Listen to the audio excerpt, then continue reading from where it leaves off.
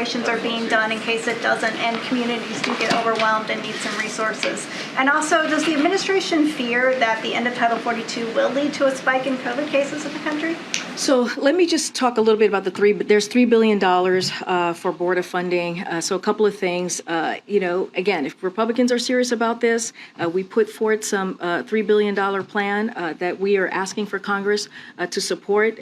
But to your question about the winter surge, how Dr. Jha was talking about this from the podium. Look, because of the president's work and what he's been able to do throughout his administration, the American people have tools. We know what works. Has been on top of this. We are prepared. We are ready to do this in a humane way and in a safe way. And so it is something that the president has been working on since day one of his administration. I have two questions for you. Congressman Cohen and Wilson from the Helsinki Commission introduced a resolution urging President Biden to take steps to suspend or terminate Russia's rights and privileges at the UN Security Council. Does the president support this effort? What steps he can take? Is this goal achievable? Yes, we do support. We do support that effort. Can you say the question one more time? I just want to make sure. The resolution says that the president urges the president to take steps to suspend or terminate Russia's rights in the UN Security Council. UN Security Council, got it. Funding that is being used to purchase the new tests for this new round for people to get them sent to their houses. Were there cuts to other COVID programs in order to pay for those tests? Yeah, so let me talk about how we're able to do this.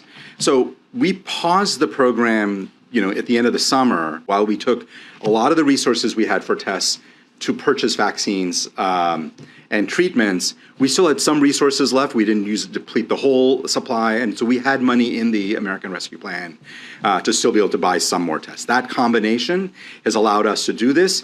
It is on a limited basis. We're not going to be able to keep this open forever. And combat COVID-19. The United States delivered 231 million doses of vaccines to 49 countries across Africa.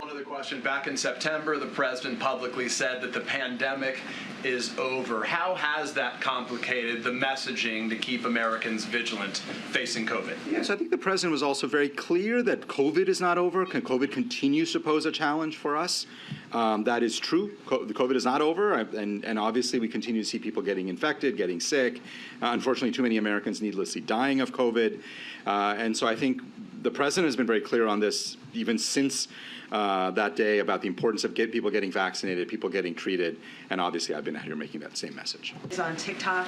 The Senate voted to ban TikTok from all government-issued phones. Let's start with that one. Does the White House have feelings on that bill?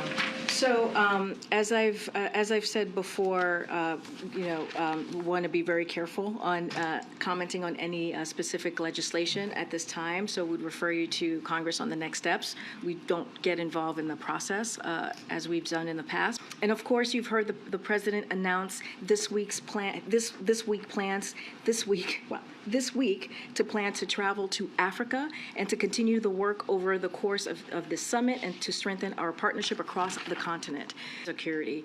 The Biden-Harris administration plans to commit at least $55 billion in Africa over the next 3 years, working closely with Congress